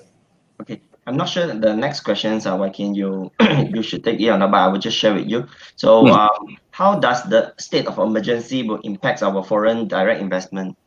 Oh, that's a very macro question. So I think overall, I'll give a broad answer as well. So I think state of emergency, while it does stabilize the country, meaning there's no political infighting at least until August, helps the current government deal with the COVID situation and the vaccine rollout. I think each company and each country is focusing on the vaccine rollout. So I don't think there's a lot of FDI in a lot of countries. I think when it comes to FDI, it's very specific to what company is making that FDI. So I will also say that don't expect so much this year. Don't expect so much next year. Every country is every company is trying to recover. If they have any excess funds, they'll use it to kind of recover. They won't use it to expand, right? So I'm thinking logically. I don't have any inside info. I don't talk to Miti or anything like that. Okay, that is a questions, right? Like it's like every webinar that we will have someone to ask if the webinar is related to the investments. We definitely will see this investment. Can you guess it? Crypto. Right? Yes, can we still invest in crypto? Well, it's a very popular thing, right? And let me just explain my point of view, and I will also explain something that is maybe not so traditional advice. So this is more of an opinion. Okay, so I will say that cryptocurrency is a very new thing that just happened in our lifetime, right? It's a new form of investment, and because of that, there's a lot of things that is pure junk, and then there's some things that eventually will emerge as winners in the whole thing. So if you're new to crypto, I wouldn't go beyond Bitcoin and all those established coins, and I wouldn't invest so much. I would only put 1% of my investment portfolio inside and then rebalance every time it goes up to more than 1%. So let's say I invest 1% and then it appreciates so much, better take those gains. And let's say it goes up to 3%. Then you trim your position. So you bring it down back to 1, you sell, and then whatever gains you have, you invest in other assets so that your overall investment portfolio is the same amount of risk. What you could wrongly do is to just let it run, and then because the crypto value goes up so much, then it takes up a big percentage of your portfolio, and then when it drops, your investment portfolio also drops with it. So you want to also always rebalance, right? So that's the first thing. Another thing is that I also invest in Bitcoin a little bit, only a few thousand, not even like 5,000. So a little bit, just to know what's going on in the space. And I will say that I don't know why it goes up, and I don't know why it goes down. Go down. And when I ask the experts, like the people who work for the cryptocurrency platform and all that, they also can't really explain. So it's very speculative. So let's say I say, oh, Top Glove go up. Why? Oh, pandemic, they sell more, right? I can explain. Or like, let's say, oh, this company don't do well, Asia don't do well because, pandemic cannot fly. Like it makes sense to me. But I ask people, why crypto go up? Why now? Then sometimes they say, oh, Elon Musk go and hashtag Bitcoin. Then it went up, right? So it's like very, very speculative, very weird, right? So what I will say for my point of view is that what I'm seeing is more and more institutional players, more professional banks and funds are slowly going into the crypto space. So because of that, the safest crypto, Bitcoin, will get some attention. Right? And then the rest is basically a wild, wild west. Some you scam, some you make money. I don't know, right? I really urge all the caution in the world when you do these things. If you lose this money, it's basically like a thing like that, right? So it's just gambling money. And then another thing I will say, which is also my opinion, is that whenever you see a new investment vehicle, in the investment world, right, to make big gains, you need to be, you need to do something that's a little bit different. You need to do something that is that proves you are right. Okay, right meaning you make money, right? That is positive. So you need to be a contrarian, meaning you need to do things differently to other people to get outsized gains. But to be right, you need to make outsized gains as well. So because you could make outsized losses. So if let's say you come across something interesting, make sure you understand it as much as possible. Ask questions to experts in your life. And if you really don't understand, just admit to yourself, if you still want to invest, okay, I'm just gambling. So a little bit and not too much, maybe like only like 1,000. Don't put 10,000, right? You go to all this MLM thing. It's like you invest, you should make money. All these are scams. Don't invest so much. But if you do turn out to be right, then you will make money. And if you do turn out to be wrong, you just lose a little bit of money. So you look back in all the things that have done well in the last few years, things like Bitcoin this year and Bitcoin in 2018, maybe things like Tesla that have done well last year. Last year. Then all these things are very speculative. So when people are saying like, oh, sure, won't go up one, it's like terrible, they're losing money, it's very speculative. Then maybe you should be a big contrarian and put a little bit of money there. And then if it goes well, it goes well. If you lose your money, you say, oh, well, I just tried, right? So this is an opinion, it's not advice. But if you do come across something a little bit interesting you want to try out, just put a bit of money because you can get some outsized gains if you're right. Yeah. But you take yourself on the downside. Okay, so it's like, I think in the property analogy is something like this. It's like you go in the middle of nowhere, then suddenly it's like, oh, I want to buy some land. And then in the future, oh, I want to build a high-speed rail right next to it.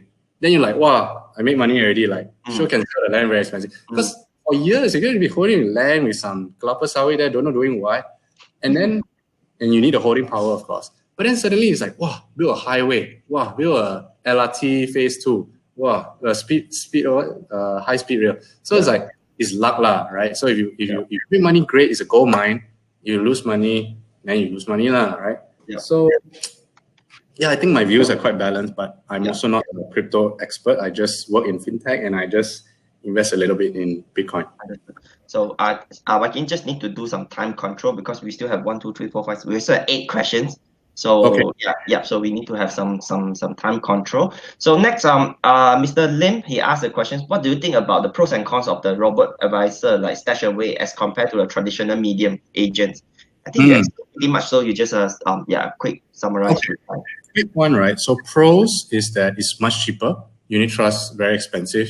7% fees compared to robo-advisor like us, which is only like, let's just say 0.8% fees or 1% fees. And it's very convenient. You don't need to see the agent. The agent will only sell one product. I work for this company. I only sell this company, right? They won't say, oh, this agent is not a financial planner. Okay, financial planner will show you the whole menu. You go to one agent, the agent just show you their product only. They'll push their product. Oh, this one new flavor, whatever. So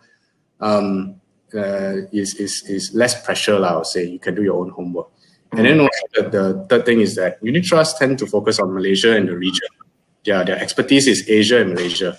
And you should invest globally, right? So that's what StashAway allows you to do. The cons, I would say, is that some people prefer hand-holding, right? Like, let's say it's like, oh, the forms, I only want to sign. I don't want to fill up. I want to chit-chat, have coffee with someone.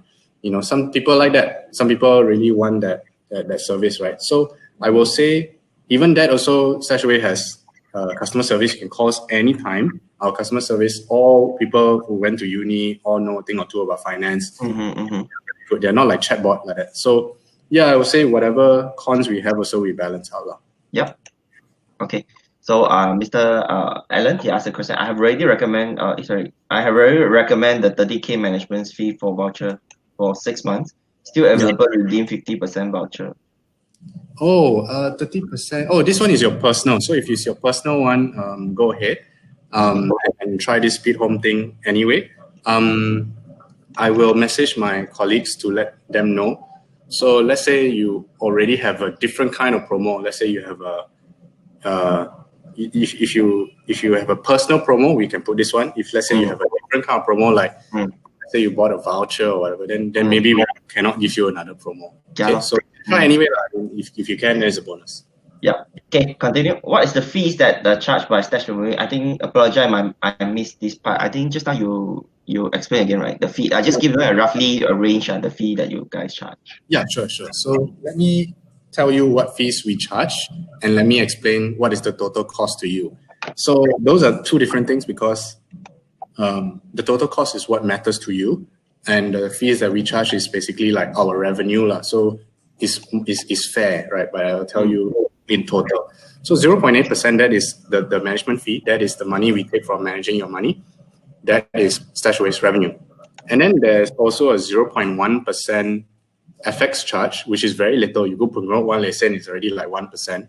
Or you go do a foreign broker, it's already 1%.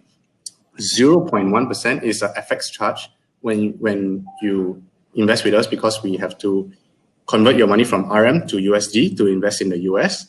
So when we bring it back, it's already another 0.1. So it's basically the bank charging us, so we pass on the cost. So it's only 0.2% round trip. So it's 0.8 plus 0.2, so it's 1%, which is why, total cost to you only 1%. It's very little compared to 7%. It's like such a... I would say it's almost like more than half if compared to I think more than, it's like just 10%. Yeah, it's like very super low if you compare to the traditionals fund that you bought. So continue. So Mr. Yong Chang Teng, he asked, if we want to start a research on gold investments, what's your advice? Sure. So gold is a great asset class, like I said before. You want to start your research, okay? So I would go to BFM. If you listen in English, you can go on BFM. They have this podcast. They have this section called Ringgit and Cents. So Ringgit and Cents is a podcast, and they will talk about all kinds of investments, including gold. You can just search gold and learn about it. But anyway, if you don't have gold, you should just get a little bit. And the best way, Mr. Yong, is to just buy an ETF. So if you already trade stocks, you can just buy an ETF or for gold. If you feel it's too much fun, then you can just buy some physical one. But like I say, it comes with cost. So I already shared the link of the Ringgit and Cents. Probably you can just search there and then try to find Mr. Wong Wai Kin, Wai Kin name, and then probably you can get the advice or some knowledge that you need. So that is my friend Brandon. Brandon is very supportive, my friend. Okay, I personally subscribe to StashAway. Simple. Do you recommend to invest in lump sum or in batches or in regular basis? So simple is, like the name suggests, very simple, because the risk is very, very low. So you don't need to dollar cost average like the other ETF global investing, right? So that one, no problem at all. You have angpa money, you just plonk in there. You start, the earlier you invest, the biggest amount of money for that one, the better. Only because it comes with very low risk, right? Basically, a money market fund is a fund of FDs. And because of many, many FDs, is liquid because every day there's FDs that expire. So we can take this money to then give back to people who are selling. So buy, sell, buy, sell, buy, sell. And then the return 2.4% is very attractive because FD return is only 1.8%. So like you're not taking any risk. The risk you're taking is if the FD that we put the money in the bank goes down, but that's so unlikely. We're not in an Asian financial crisis. These are all investment grade banks like M and RHB and Maybank. Right? So these are all big banks. I'm not putting in like small banks that are not licensed or small banks that you never heard of before. Right? So is very good. So yeah, that one no worries. You can do lump sum. You can do you can also do every month when your salary comes in. But if you have any spare money lying around which earns 0%, you just jump out in StashAway Simple. No need think one. The 2.4% also I talked about, that one is already net of fees somehow. It's not like 2.4 and then we charge this. Like 2.4 is already what you get. Okay.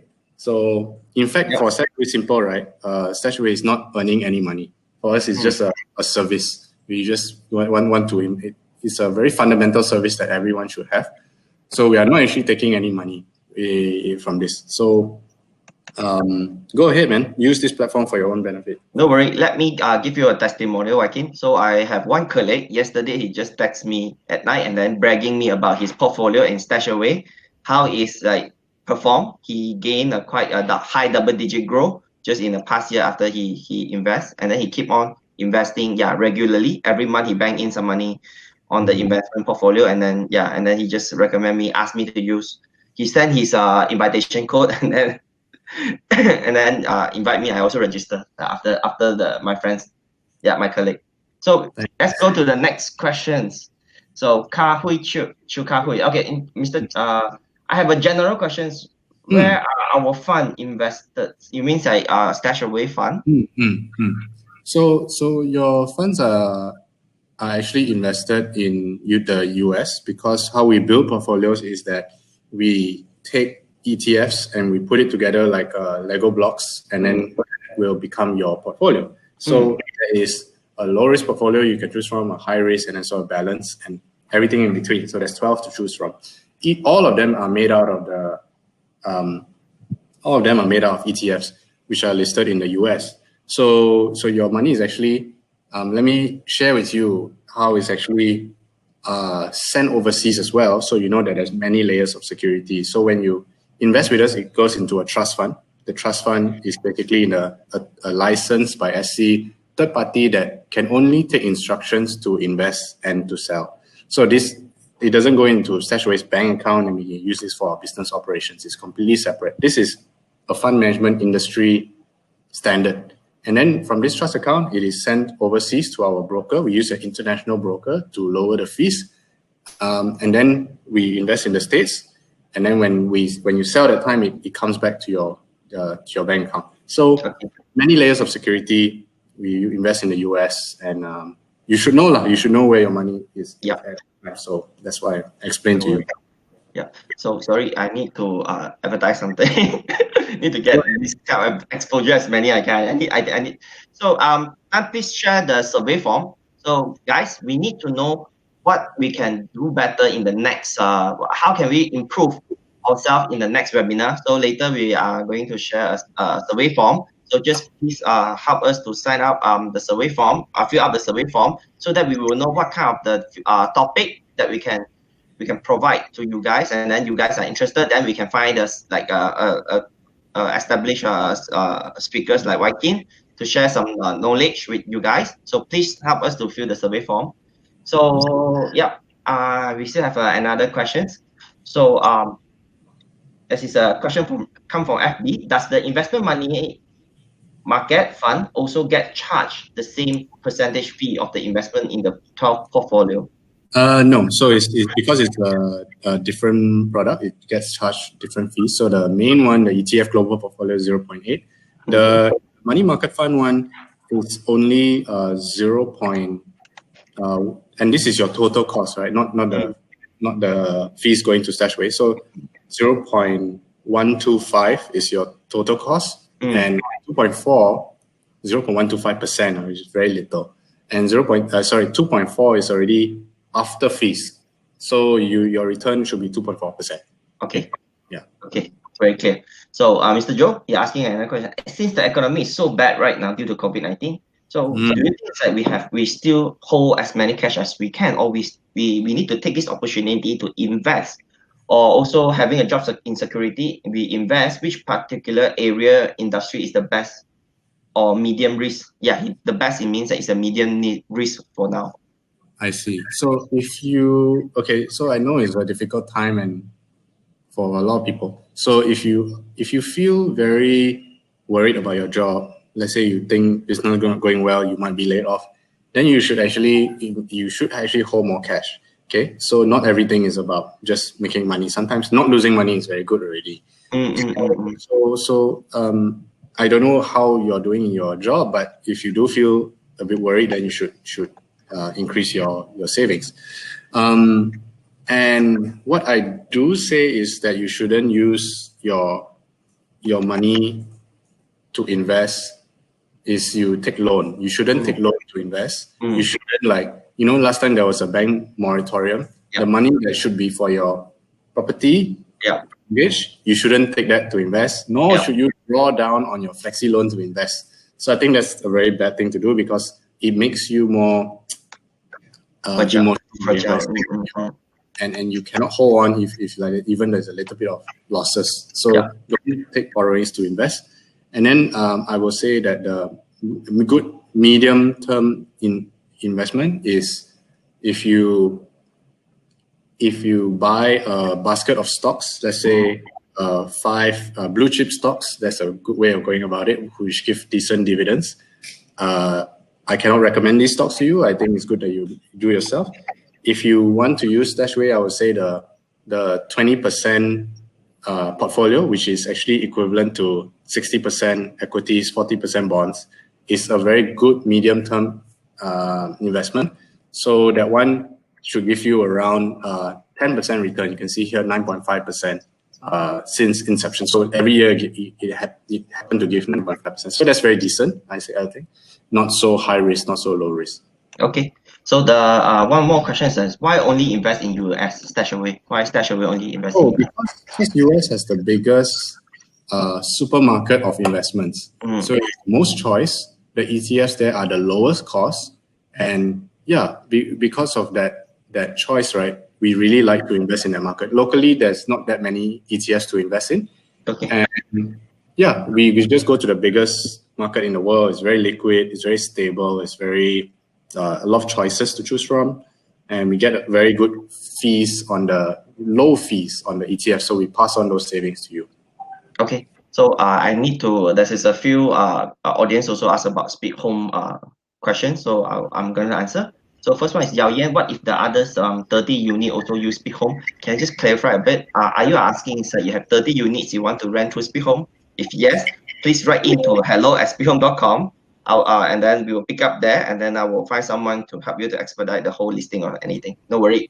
So Su Wong, you mean the invoice that we bought, the furnitures? What if we can't provide invoice? Can we get full claim? About the invoice, right? If you don't have the invoice of the furniture, then probably you need to get quotations from anywhere that you can. It's like a brochure, or you get quotations from the internet.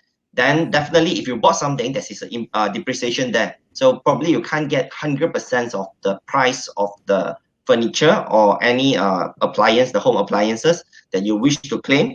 So this is a bit of the depreciation. So what I need to clarify is that insurance is something that protect you. He mitigate your risk.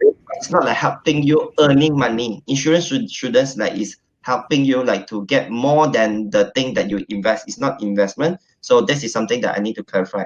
So Mr. SK, he says it's like Speed Home actually we are same as the agent. So because we also charge 1 month for the insurance fee. So let me clarify. Let me explain to you.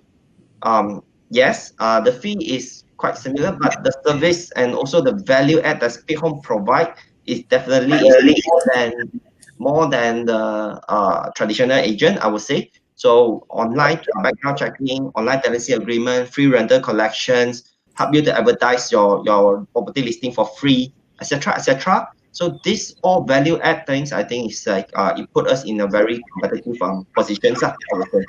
So Mr. Tan, you're asking another question. How much is the agent's fee for finding the tenant through Speed Home? Is the insurance fee only cost 1 month rent and will cost more than that? So we charge you what you need is what we charge is just the insurance package. What we charge from the landlord is only the insurance package, 1 month, 1.25 months, and 1.5 months. Different package. Just now we have different feature and services. So if you want to know more, feel free to go to speedhome.com. Then we have a website. Then please help me share the link, the webinar link here. Help me share our website link. So you can go to the speedhome.com. Then we already upload all our informations there. And then we also have our contact number. Feel free to contact us anytime. So, yeah. So I think I basically answers the Speed Home question. So, yeah. That is another StashAway supporters. Mr. Lim Chen Ya, he said, congratulations on StashAway, surpassed the 1 billion AUM. So as the conventional thought is that return will be lower as AUM increase. How does StashAway maintain the similar level on the return moving forwards? Very good questions. So I also explained in the chat that 1B is very happy with it. It's quite large in our point of view, but in the grand scheme of things, the US market is actually 50 trillion market. It's still very small, and if you think about it, the EPF is 1 trillion ringgit. So the market is very big, right? It's a global market, so it's no issue about big funds underperforming. The market we are operating in is very liquid and very, very big. Noted. So I think today basically is just now it's already 12:36. We are doing 6 minutes over the estimate ending of these sessions. But anyway, I think today is a very fruitful and very engaging sessions. Don't you agree, Joaquin? Yeah, I really enjoyed answering the questions and sharing what I know. And if you guys give good feedback, I'm happy to come back to talk about other investment topics like how to save for retirement or how to choose ETFs to invest. So yeah, just give us some good feedback, and if Speed Home want to invite me, I can come again. Definitely, we will invite you again. Joaquin, is like today I'm doing just now I'm taking notes while I'm taking notes. So I learned a lot. So like how to diversify your portfolio, how to focus on identify what kind of the investment that you are, etc., etc. The things that you share just now is very, although it's kind of basic, but it's very practical and useful knowledge. And I think this is something that the Malaysian, they all need to learn, especially right now. The investment sentiment is increased compared to the past few years right now. So yes, this is very important. So thank you so much, Joaquin. And I think basically today we just we can just say it's like this is a very successful event, and thank you for everyone who joined. And please don't forget, help me sign up the survey form and provide the any kind of the feedback, opinions that you guys give to Speak Home or our speakers. Then we can we know how can we improve in our next event. Thank you so much, and have a nice day. Have a nice weekend, everyone. Bye bye. Bye guys. Bye bye.